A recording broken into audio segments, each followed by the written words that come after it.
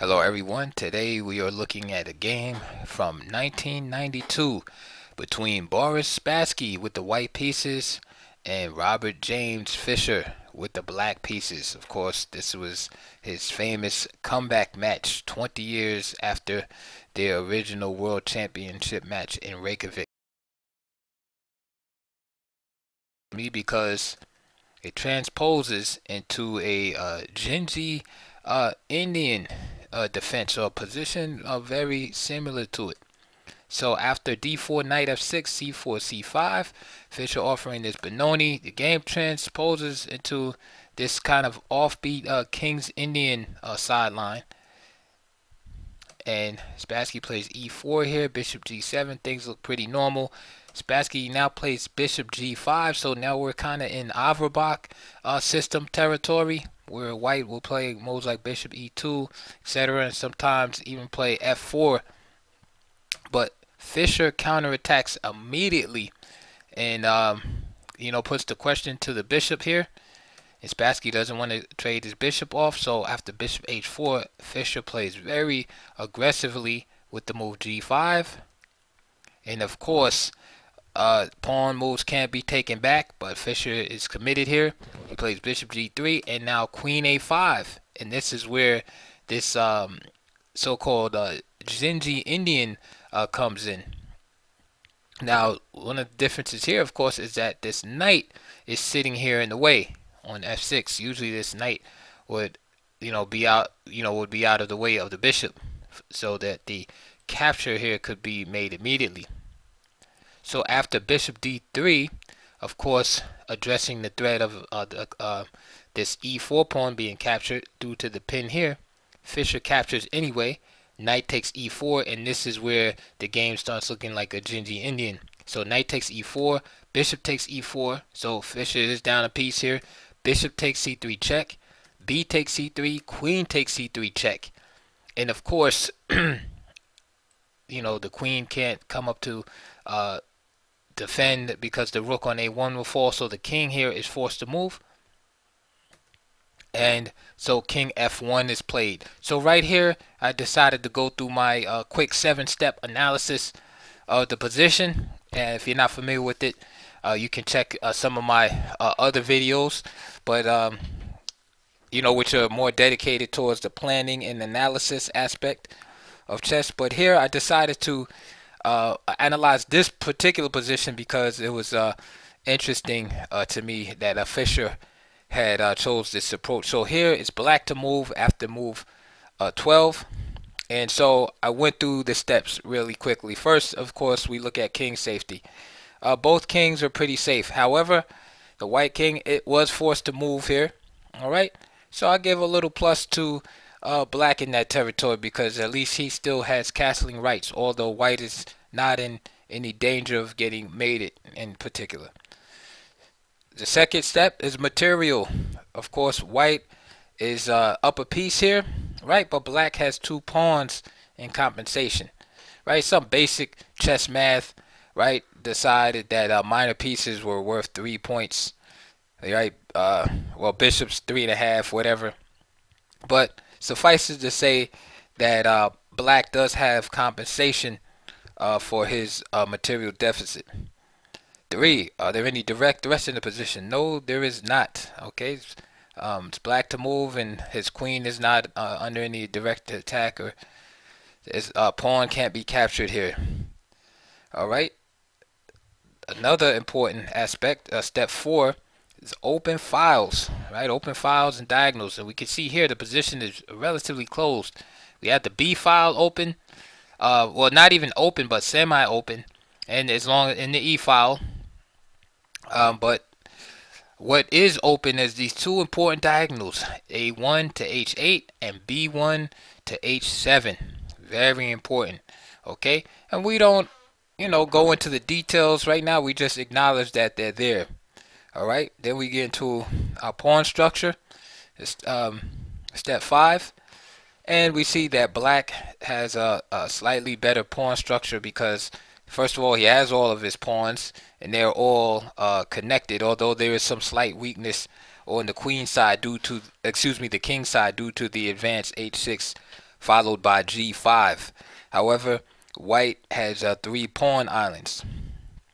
Then we look at weak and strong squares, which is part of step 5.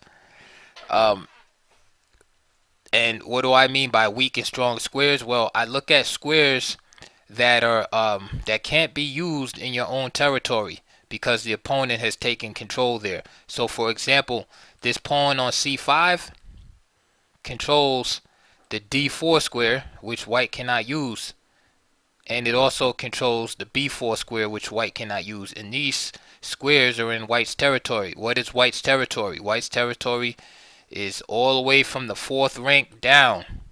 So everything from the 4th rank down would be considered white's territory, and everything from the 5th rank upward on your screen would be considered black's territory. So if there are squares that cannot be used in your own territory, those are considered weak squares.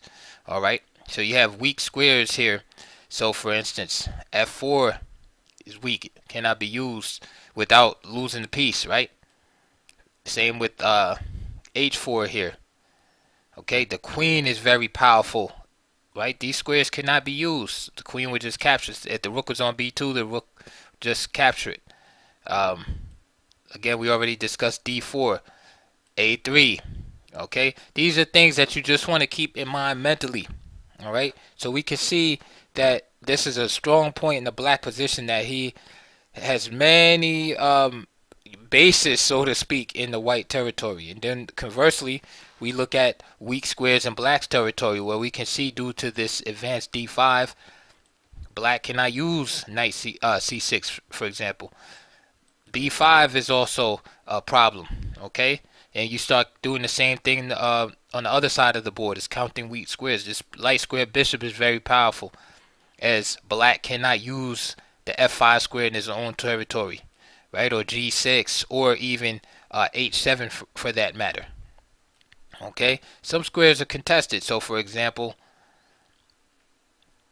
although white can't put a piece on e5 because, again, this is black's territory, so this wouldn't be considered a weak square. But although white can't put a piece here, neither can black. Okay, so this happens to be black's territory right here. Okay, so this is a net positive for white because black can't use a square in his own territory because of white's interference there. Alright, so moving on, we now look at the center, which we kind of alluded to, but the center is pretty equal. And when we consider the center, we're just talking about the 4 squares here. Okay, so e4, d4, e5, d5. And here we can see it's pretty even. Black happens to control the dark squares in the center, or have more control in the dark squares of the center, although we can argue that e5 is contested. And white has control over the light squares in the center, d4 and e4 respectively. The second step of that is space. We look at space. Who has more space? It's obvious in the center. White has more space due to the advanced d5 pawn. Okay, so white has some more more space in the center, and also somewhat on the queen side. Again, due to the advanced nature of this pawn right here. Black has more space on the king side. Okay, and moving on, finally we look at development. It's obvious to see that white is ahead in development. As you can see, 2 bishops are out and black only has his queen. Piece location, again, that's more looking at the effectiveness of where the pieces are placed, and we can see black really has no development, so that's a wash. He just has his queen here. His queen is in a good place for now, but as you can see, the queen will get kicked out at some point, so piece location is not optimal. You know, the queen is kind of hiding behind enemy lines. Okay, so that can be improved for black. For white, his piece location, again, he doesn't have too much development, but his bishop is in a decent spot here, on a beautiful diagonal. All right, have a bishop here. You know, if black had his choice, right, a lower ranking piece than have the queen here, but the queen right now at least serves the serves, you know, its attacking purpose and controls a lot of squares. You know, the dark square bishop is gone, so the queen is kind of taking over here. Queen takes c4 is an idea. However, it would be met by bishop d3, and remember that black is a piece down here. So with all that analysis, right, that you know, and I kind of broke it down. Of course, I would do it much faster if I was actually playing the game, but with all that broken down, that's when you come up with a plan, a general plan. Okay, and of course, each move in the plan, once you come up with a move, then it has to be tactically justified. But the basic plan for black, based on the principle of attacking where you're strong at, okay, and defending where you're weak. The basic plan for black is, again, attack on the king side because you have more space there. All right, you want to keep the position closed pretty much right now. Why? We already mentioned you're behind in development, so you don't need the position to be opened up, and the opponent, white in this instance, Spassky, has the 2 bishops. Okay, yeah, so that leads to the next point. You want to catch up in development, so you kind of want to keep the position generally closed until you can catch up into development. All right, you want to maintain control over the important diagonal, the A1 to H8 diagonal. All right, of course, you want to get your material back, or you want to have equivalent compensation for the material because you are material now. And also, if it comes down to it, you want to be able to utilize your majority on the queen side. But again, that would entail opening up the position, so you won't want to do that right now. That would be a plan to think about later. Okay. Another idea in the position is breaking down white center. Remember, white's that's one of white's trumps, is having this pawn on d5. But again, to break that down right now with moves like e6 and such would be premature, as black is not really prepared for a firefight at this point, being behind in development. Another thing is you don't want to let your opponent's bishops be felt. So here, of course, white has a 2 bishops, and again, that all connects with the idea of generally keeping the position closed. Okay, so what's general moves for whites? Again, we already for black here, we already mentioned he needs to catch up in material. So the idea f5 hitting the bishop, and f4 comes to mind because this guy would be trapped. That would get your that would get your material back. And of course, f5 also goes along with the idea of attacking on the king side, as we had mentioned previously. Okay, we already know that knights need outposts, right? These are old principles from Dzindzi. So this knight, what do we do with it, right? We either want the knight here on the outpost, but it could easily be kicked out at some point by a3, right? Knight would go good here, or here, or here. So we're not exactly sure where we want the knight yet, but we know we want to get it on the outpost. So with all that said, let's go on with the game and see how these general ideas worked out.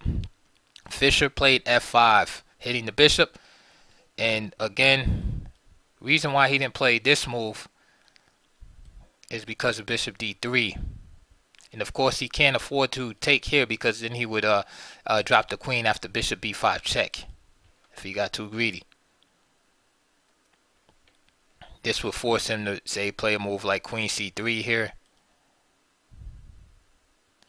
And although he has some compensation, it might not be enough. So Fischer is more concerned about getting his piece back. So he plays f5 here.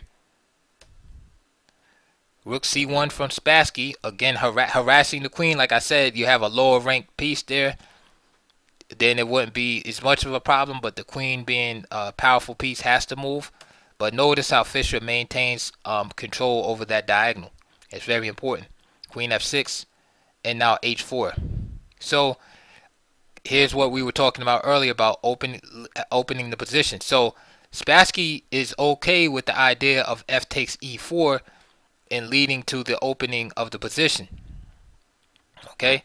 However, Fischer knows that if this bishop moves away, he still can play f4. So Fischer plays g4, keeping the position closed. Like I said, the bishop moves away, and now f4.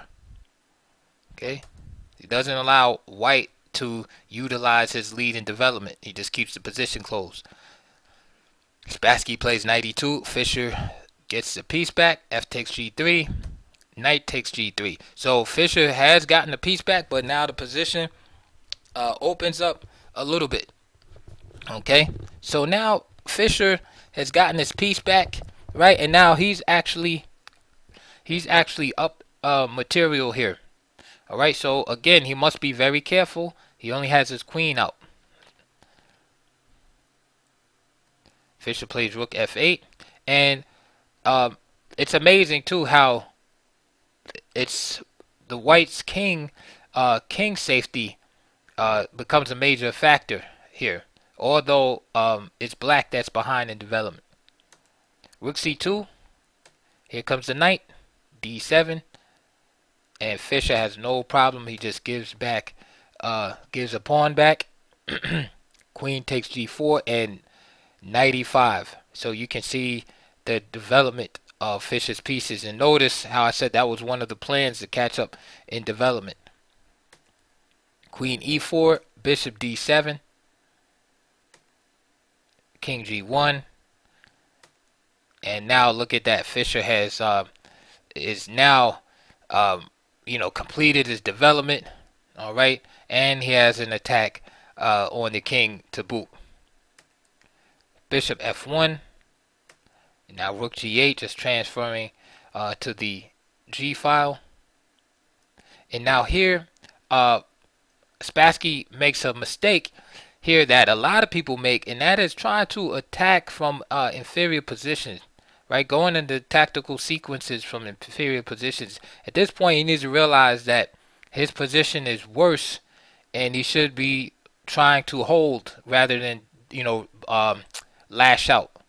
So a move like queen e3 is passive and conservative, okay, but gives him chances to live, right? Offer the queen trade, etc. Play in this type of manner. However, he lashes out with this move f4, and of course this rook is the rook can just capture this knight.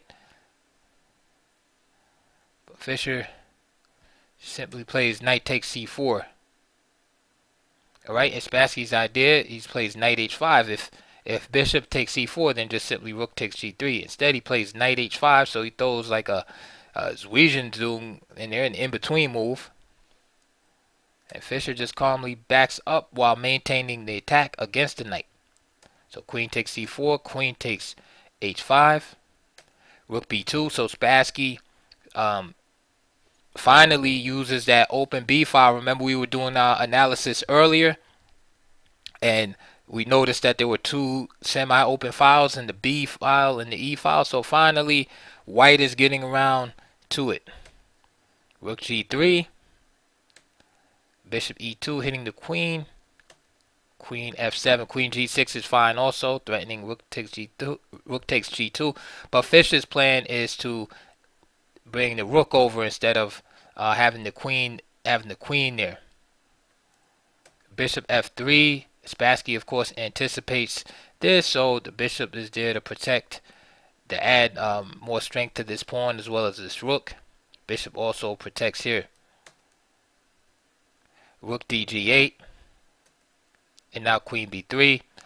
Fischer just simply plays b6 and shuts down all the noise on the B file.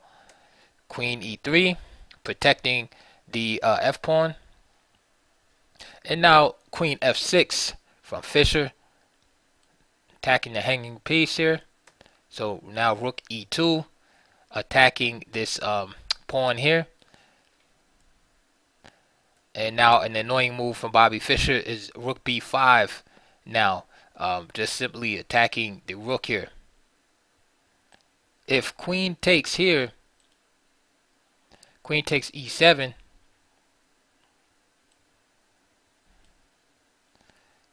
then queen takes e7, rook takes e7, and then rook takes f3.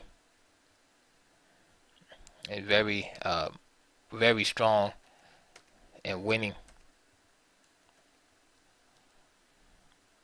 for black. So queen f6, rook e2, bishop b5, so rook d2. e5. Very powerful move by Fischer. And this move is just simply to open up the diagonal. Notice how Fischer waited until his pieces were fully coordinated, fully developed, and then now he's not worried about opening up the position. So now he plays e5, and Spassky plays en passant, captures, and now just bishop c6. And the idea is to remove the defender here. King f1, and then just bishop takes f3, and Spassky resigned. The main line behind, main idea behind this resignation is that after bishop takes f3, if g takes f3, then just simply queen a1. There's no adequate way to defend. If queen e1 here, then just simply rook g1, rook takes g1, rook takes g1, king takes g1, and now you see the space between the king and the king, and the queen, excuse me. Queen takes e1, king g2, and then queen takes d2, just mopping up everything. So again, even in his late years, just fantastic and interesting, creative chess by Bobby Fischer against his old rival Boris Spassky here. Interesting opening, interesting ideas, and interesting play, and I was glad to share that game with you. Please like and subscribe to my channel. Comments welcome. I love reading the comments. And also please donate to my channel if you can, and also check the links below for DVDs/books that are related to this opening that you've seen today, which is what can we call it, right? King's Indian, Benoni. We'll put something down there closely related in the links. So again, there's a lot that you could take from this. In conclusion, you know, just idea of when you're behind the development, keeping the position closed is probably one of the most important things that you can take from the game.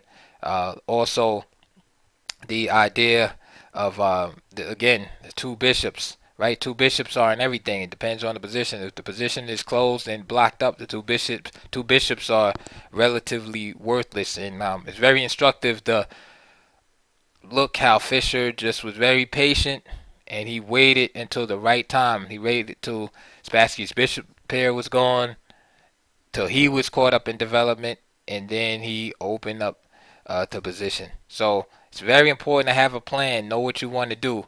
Okay, and then you'll definitely find improvement in your chess. So until then, I will see you guys on the next video.